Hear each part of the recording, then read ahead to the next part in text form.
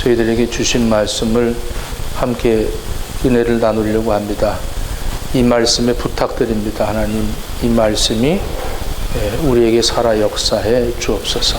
예수님 이름으로 기도합니다.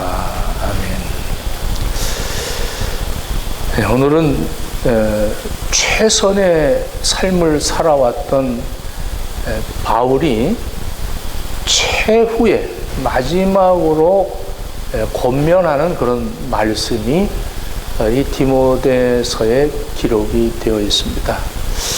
이 디모데 후서는 예수님 오시고 66년이 지난 67년경에 바울 사도가 로마의 지하 감옥에서 두 번째 투옥되었을 때에 쓴 최후의 편지입니다. 이 편지를 쓰고 바울은 순교를 당합니다.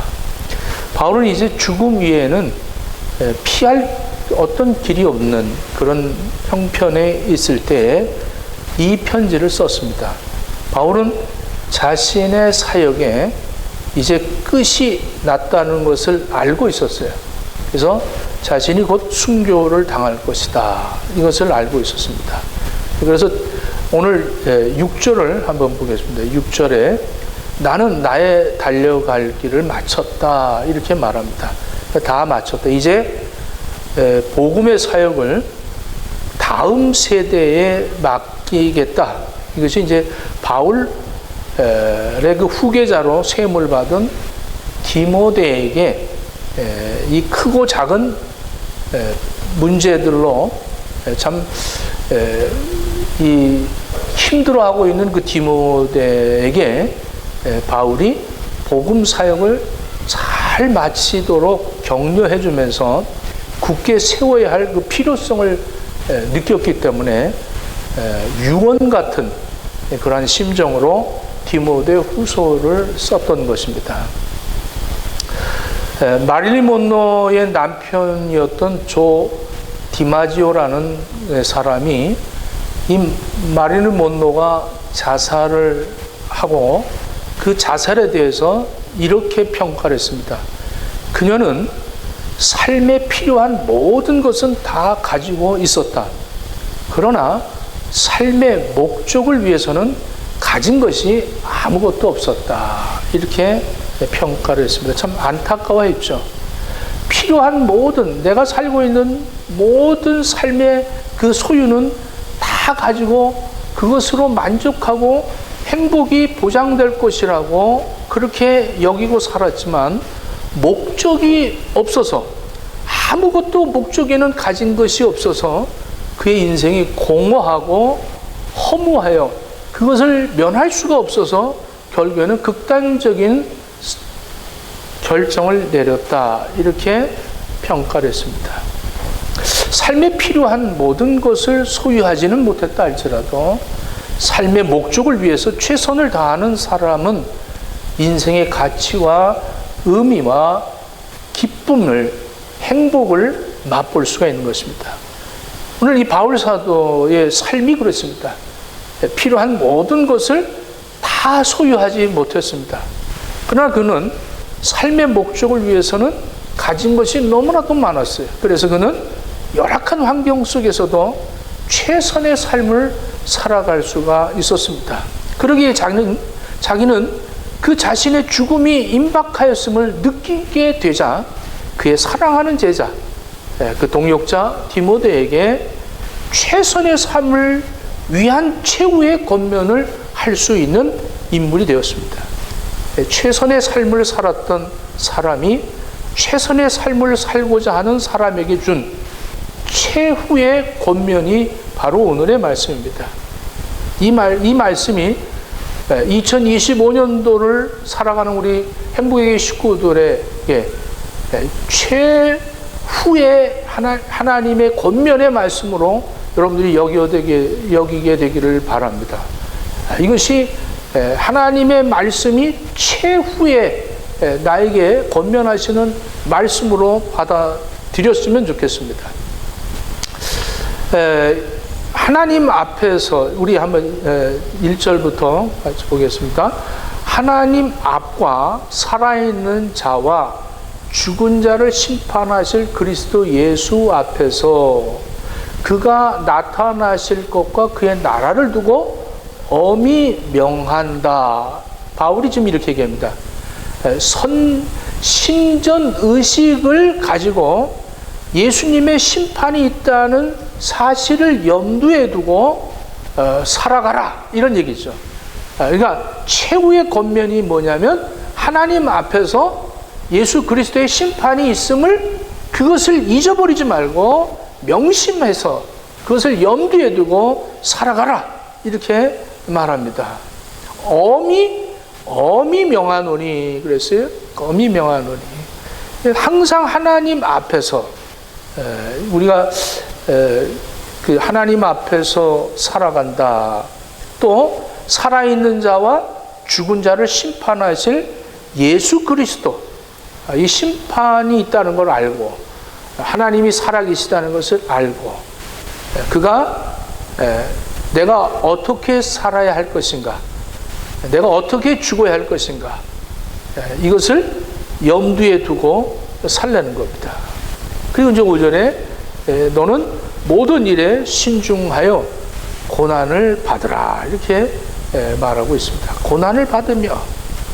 신중하다라는 말은 이 헬라어로 네페 그럽니다. 네페. 이게 문자적으로는 수를 삼가하라, 이런 얘기인데, 정신 차려라, 근신하라, 절제하라, 통제하라, 이런 뜻입니다. 그러니까 하나님 앞에 서라는 것은 항상 하나님을 의식하고 살아가고 예수님의 심판이 있음을 염두에 두고 살아간다면 우리는 살아가는 것을 신중하게 고난을 감수하면서 살라, 이런 얘기입니다. 언제나 근신하고 정신을 차리고 모든 상황 속에서 자기를 절제하고 통제하면서, 그러면서 고난을 받으라는 것입니다. 그 고난을 받으면서 견뎌내는 거예요. 에무나, 우리가 견뎌낸다 그랬죠. 그것이 우리가 신앙생활 할 때 이 에무나라는 게 굉장히 견뎌낸다는 거예요. 그리스도의 고난에 동참하고 그리스도의 영광에도 동참하게 될 것이라는 겁니다. 로마서 8장 17절에 자녀이면 또한 상속자 곧 하나님의 상속자여 그리스도와 함께한 상속자니 우리가 그와 함께 영광을 받기 위하여 고난도 함께 받아야 할 것이니라. 모든 일에 신중하고 고난을 견뎌낸다는 것이 그렇게 쉬운 일이 아닙니다. 그렇지만 하나님 앞에서라는 이 신전 의식을 가지고 예수님의 심판이 있다는 것을 염두에 둔다면 우리는 모든 일에 신중하게 고난을 견뎌내면서 근신하면서 절제하면서 살아갈 것입니다. 자기를 통제할 것입니다. 지금 오늘날 현대교회의 고질적인 병폐가 무엇보다도 하나님을 믿노라고 하는 사람들의 의식 속에서 하나님 앞에서라는 이 의식이 없어지고 있다는 사실입니다. 그리고 살아있는 자와 죽은 자의 심판하실 예수 그리스도의 심판이 곧 있을 것이라는 것을 염두에 두지 않고 살아간다는 거예요. 우리가 작년에도 내가 코람데오라는 말씀을 되어냈어요. 하나님 면전에서 살아야 된다. 예수님의 심판이 있다는 것을 염두에 두고 살아야 된다. 이런 사람들은 최선의 삶을 살려고 하나님의 영광을 위해서 쓰임을 받으려고 그리스도의 영광에 동참하기 위해서 그는 살아간다는 사실입니다. 우리 행복의 식구들이요, 2025년도에 여러분들은 코람데오 하나님 앞에서 살기를 축원합니다. 그리고 예수 그리스도가 죽은 자와 산 자를 심판하실 예수님이 곧 오실 것을 항상 염두에 두고 여러분들이 신앙생활을 정말로 최선을 다해서 신앙생활 할 수 있는 믿음의 동력자들이 되어지기를 예수님의 이름으로 축원합니다. 두 번째로 말씀을 전파하는 일에 항상 힘을 쓰려는 거예요. 우리 2절 말씀을 한번 보겠습니다. 너는 말씀을 전파하라. 때를 얻든지 못 얻든지 항상 힘쓰라. 범사의 오래 참음과 가르침으로 경책하며 경계하며 권하라 이렇게 말합니다. 말씀을 전파하는데 때를 얻든지 못 얻든지 항상 힘써라. 평생에 무엇을 위해서 어떻게 살았는지를 말해주고 있는 그런 이 바울의 신앙을 볼 수가 있습니다. 그는 무엇보다도 말씀을 전파하는, 전도하고 선교하는 데 주력을 다했습니다. 말씀을 가르치고 선포하는 일에 집중했습니다. 그는 때가 좋은 때이든지 좋지 못하든지 하나님께서 그에게 주신 직무에 대해서 최선을 다했습니다. 전도서 11장 4절에 보면 이런 말씀이 있어요. 풍세를 살펴보는 자는 파송하지 아니할 것이요 구름을 바라보는 자는 거두지 아니하리라. 이 무슨 말입니까? 요모조모 따지면서 뒤에만 기다리는 자는 아무것도 얻을 수 없다는 뜻입니다. 우리는 항상 어떠한 그런 세속에 그 기울어질 때가 많아요. 좋을 때는 기쁘고 나쁠 때는 슬프고 감정의 기폭이 굉장히 심할 때가 많이 있어요. 그래서 요모조모 따지면서 자기 입장에서 모든 것들을 결정을 하려고 합니다. 우리는 하나님 앞에서 또 산자와 죽은 자를 심판하는 예수 그리스도의 그것을 생각하면서 우리가 살아간다면 나에게 맡겨진 직무를 위하여 최선을 다하면서 살아가라는 거예요. 디모데에게 범사의 오래 참음과 가르침으로 경책하며 경계하며 권하라 이렇게 말씀하고 있습니다. 전도자의 일을 위하여 직무를 다하라 이렇게. 이 직무라는 것은 헬라어로 디아코니안, 전도자, 여러 가지 봉사자를 의미합니다. 내 직무를 다하라. 이거는 내가 미디어를 한다, 내가 방송을 한다, 내가 점심을 한다, 내가 찬양을 한다, 내가 성경 공부를 가리킨다, 내가 무엇을 하든지 그것이 나의 직무인데 그 직무를 다 하라는 거예요.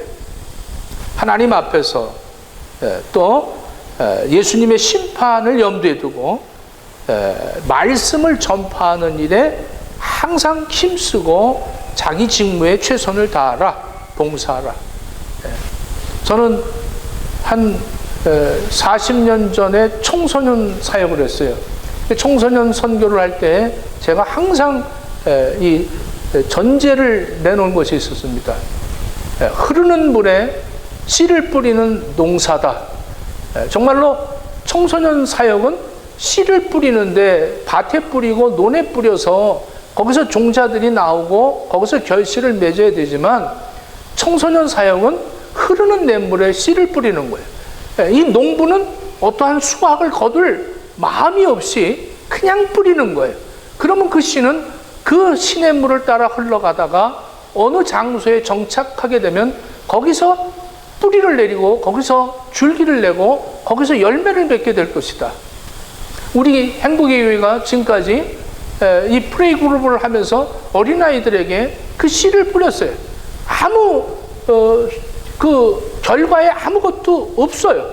그런데 그들이 나중에 자라나서 그들이 어디에 멈춰져서 거기서 그 씨가 그 복음의 그 말씀이 거기서 심기어지고 거기서 싹이 나고 줄기를 뻗고 거기서 열매를 맺게 되는 거예요. 저는 이제 40년이 지난 후에 많은 선교사들한테 그런 소리 듣습니다. 그때 어느 분을 만났는데 그 분이 사모님인데 목사님을 알더라고.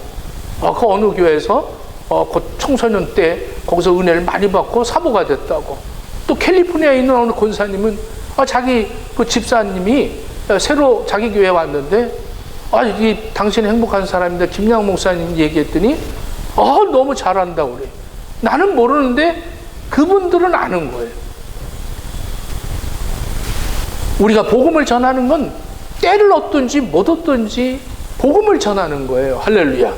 때가 이르르니 사람이 지금 이렇게 얘기합니다. 너희는 말씀을 전파해라. 때를 얻든지 못 얻든지 항상 힘쓰고 범사에 오래 참음, 가르침, 그리고 경책하며 경계하며 권하라. 3절 말씀 봅니다. 때가 이르리니, 이렇게 얘기합니다. 때가 이른다. 지금 바울이 얘기하는 거예요. 사람이 바른 교훈을 받지 아니하며 귀가 가리워서 자기 사욕을 따라 스승을 많이 두고 또 그 귀를 진리에서 돌이켜 허탄한 이야기를 따르리라. 이 바울은 이미 그 당시에 그러고 있었던데 지금 현대가 그렇습니다. 우리가 살고 있는 이 시대가 바로 이 말씀이 그대로 지금 성취된 상태입니다. 참 심각하죠. 정말로 지금 이 모바일 폰, 이 아주 소셜 미디어, 개인적인 미디어를 갖고 있는 이 시대, 정말로 귀가 가리워서 자기 사욕을 따를 선생들을 많이 두고 그 귀를 진리에서 돌이켜서 허탄한 이야기를 따르고 있는 그런 때입니다. 그 키에르케고르가 이런 얘기를 했어요. 사람이 속는 두 가지 방식은 사실이 아닌 것을 믿는 것과 사실인 것을 믿지 않는 것이다. 이 두 가지를 쏟고 있다는 거예요. 그러니까 사실이 아닌 것을 믿고 사실인 것을 믿지 않는 이런 속임을 당하면서 살아가고 있다는 거예요. 자신의 사역을 위해서 바른 교훈을 받지 않고 진리를 떠나고 허탄한 이야기를 따르는 그런 시대라는 거예요. 이런 시대에 말씀을 선포한다는 게 얼마나 힘든지 모릅니다. 사람들은 전부 다 과학적이고 의학적이고 논리적이고 체계적이고 세상의 모든 풍토를 따라서 자기가 모든 기준이 되어서 평가하고 판단하고 정지하고 사람들을 이 저울질하는 그런 사람들에게 예수 그리스도가 당신을 위하여 십자가에 죽으셨습니다. 그리고 사흘 만에 부활하셨습니다. 그분은 다시 죽은 자와 산 자를 심판하러 오실 것입니다. 이 말씀을 선포할 때 그 사람들은 당토 않는 말을 믿지를 않을 거예요. 믿을 수가 없어요. 그래서 이런 얘기를 그 사람들에게 말한다는 것은 얼마나 어려운지 모릅니다. 너무나도 우리에게는, 믿는 사람들에게는 이 말씀이 고귀하고 이것이 복음이고 이것이 생명을 살리는 하나님의 말씀임에도 불구하고 그들에게 전하기가 너무나도 힘든 이유가 뭐냐면 그 사람들은 이미 세상에 자기의 진리를 떠나서 허탄 이야기로 가득 차 있습니다.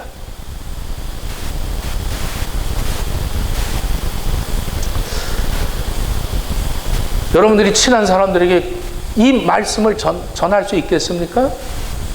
여러분들이 그 친한 관계를 그 관계 속에서 혹시라도 내가 이 말을 전해서 저 사람이 나를 어리석게 보고 바보 취급이나 하지 않을까, 이런 마음을 가질 때도 있겠고, 또 저 사람이 괜히 내가 복음만 전하면 신경질을 내고 화를 내고 그러는 것이 왜 그럴까? 그러면 생각해 보십시오. 이미 사람들은 때가 이르렀어요. 때가 이르러서 이 마지막 때입니다. 심판의 때, 오실 날이 임박했어요. 이 임박한 상태 속에서 우리가 하나님이 우리에게 맡겨주신 직무가 있는데 그것은 무슨 일을 하든지 말씀을 전하려는 거예요. 예수를 전하려는 거예요. 때가 좋든 나쁘든 마음이 상하든 슬프든 고난이 있던 배가 고프던 모든 상황 속에서 이 말씀을 전하려는 거예요. 이것이 바울이 최후에 부탁하는 이야기입니다. 6절 보겠습니다.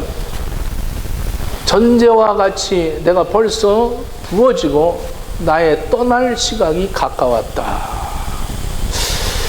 7절, 8절 다 보겠습니다. 나는 선한 싸움을 싸우고 나의 달려갈 길을 마치고 믿음을 지켰으니 이제 후로는 나를 위하여 의의 멸관이 예비되었으므로 주 곧 의로우신 심판장이 그날에 내게 주실 것이며 내게만이 아니라 주의 나타나심을 사모하는 너희들 모든 사람에게도 그러하다. 이렇게 말합니다. 전제란 뭡니까? 재물 위에 붙는 일종의 어떠한 이 주제입니다. 그러니까 희생의 제사의 마지막 의식으로 죽을 그 제물의 마지막 의식이 전제라는 거예요. 이제 떠날 시각이 가까웠다는 거예요. 이제는 끝났다는 거예요. 근데 나는 기뻐한다는 거죠. 빌립보서 2장 17절에 만일 너희 믿음의 제물과 섬김 위에 내가 나를 전제로 드릴지라도 나는 기뻐하고 너희 무리와 함께 기뻐한다. 사도행전 20장 24절에 이렇게 말합니다. 내가 달려갈 길과 주 예수께 받은 사명 곧 하나님의 은혜의 복음을 증거하는 일을 마치려 하면은 나의 생명조차 조금도 귀한 것으로 여기지 아니하노라. 빌립보서 3장 14절에 하나님이 위해서 부르신 부름의 상을 위하여 달려가노라. 이 바울은 젊은 시절에 예수님을 만날 이후에 그의 사명이 받은 그 사명에 불뜻 일어나서 하면은 내 생명을 조금도 아까워하지 않는다고, 내 생명을 귀하게 여기지 않는다고 이렇게 말합니다. 그리고 그는 나에게 주어질 그 상을 위하여 달려간다. 이 젊은 시절에 불타오르는 그 사명. 그리고 이제 30년이 지난 노년이 되어서 이제 마지막 그 지하 감옥, 그 로마의 그 습한 그곳에서 최후의 권면을 하는 거예요. 최선을 다해서 이 말씀을 선포하는 데 쓰임을 받았던 최선의 모든 것들을 마치면서 최후로 이것을 부탁하는 이 바울의 권면이 오늘 우리에게 지금 주시는 말씀이에요. 나는 선한 싸움을 다 싸웠다는 거예요. 나의 달려갈 길을 마치고 믿음을 지켰으니 이후론 나를 위하여 의의 면류관이 예비되었으므로 주곧 의로운 심판장이 그날에 내게 주실 것, 내게만 아니다, 나와 똑같은 너희들에게도 주실 것이다. 그가 선한 싸움을 싸우고 달려갈 길을 마쳤다. 그리고 믿음을 지켰다.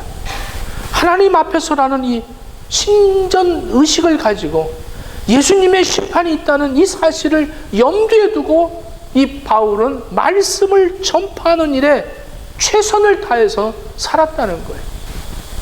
여러분들이 지금 사업을 하든 직장 생활을 하든 공부를 하든 무슨 일을 하든지 말씀을 선포하는 이 일만큼은 분명히 해야 한다는 거예요.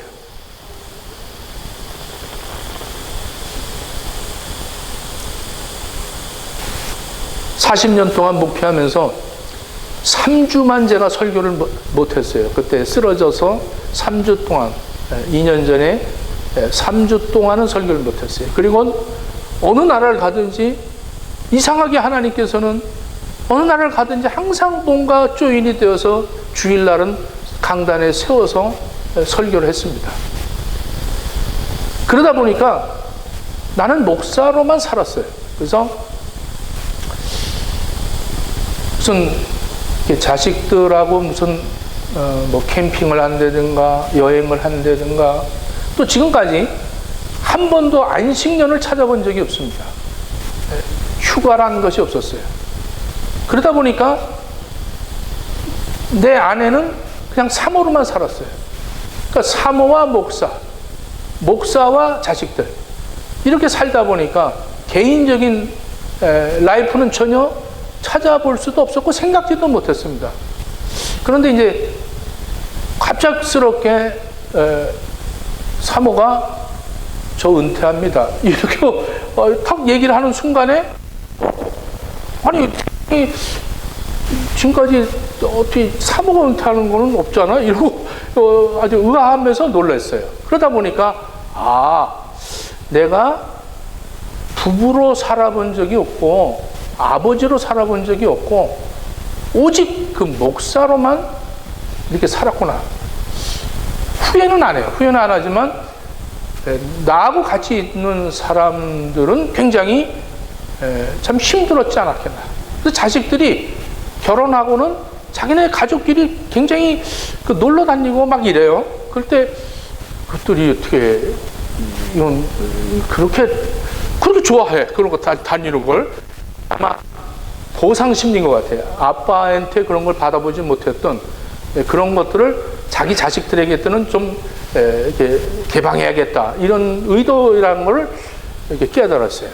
근데 나는 정말로 최선으로 이 말씀을 선포하는 일에만 전념한 이 바울을 보면서 너무 정말 나는 발가락에 낀 그런 때만도 못한 존재이지만은, 그럼에도 불구하고 나에게도 이렇게 어려움이 있고, 어떠한 때를 얻든지 못 얻든지 선포하라고 하신 이 말씀을 붙들고 살아왔는데, 그것이 나에게 주어지는 것들이 정말로 하나님에게 내가 이 세상에서 받는 게 아니라 저 세상에서 준비해 놓은 그 면류관이 있음을 깨닫고 다시 그것을 바라보면서 달려가는 것이 바울이 권면하는 최후의 말씀이에요.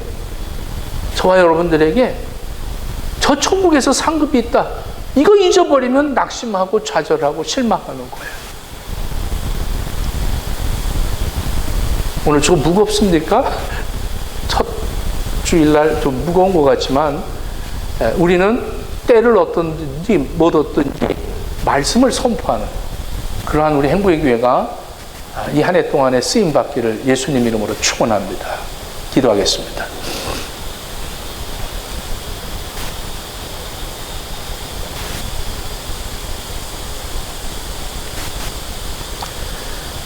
하나님, 선한 싸움을 싸우고 달려갈 길을 마치고 믿음을 지키며 의의 면류관이 있음을 소망하고 확신하고 하나님의 말씀을 때를 얻든지 못 얻든지 증거하는 2025년을 살아드리는 행복의 식구들 다 되어지도록 허락해 주옵소서. 우리 주님, 잡히시던 날 밤에